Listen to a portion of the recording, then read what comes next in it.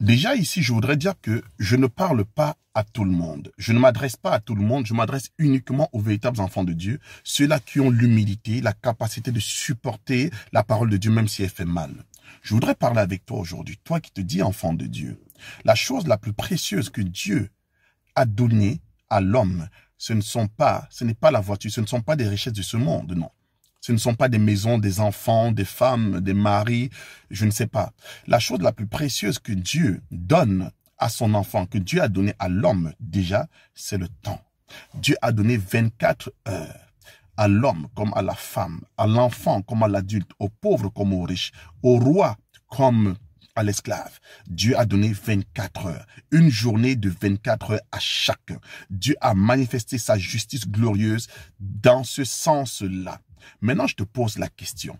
Est-ce que tu crois que c'est de manière anodine? La Bible déclare que Dieu fait toutes choses pour un but. Pourquoi Dieu a été équitable? Pourquoi Dieu a été aussi juste? Qu'est-ce que tu fais de ton temps?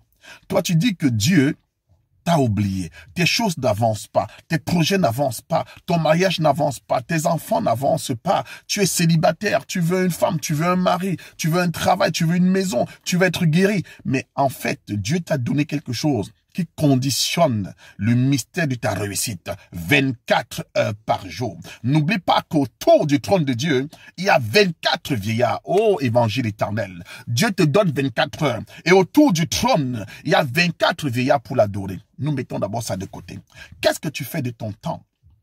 Dieu n'a pas regardé où tu es né, dans quelle famille tu es né, de qui est-ce que tu viens, de quel continent tu viens. Il t'a donné une journée de 24 heures. Mais si tu es incapable déjà de capitaliser sur le temps que Dieu t'a donné, qu'est-ce que tu attends de Dieu?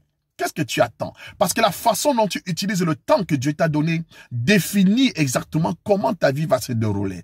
Comment tu marches vers la gloire ou vers la pauvreté. Comment tu marches vers la gloire ou tu marches vers l'insulte ou le rabaissement.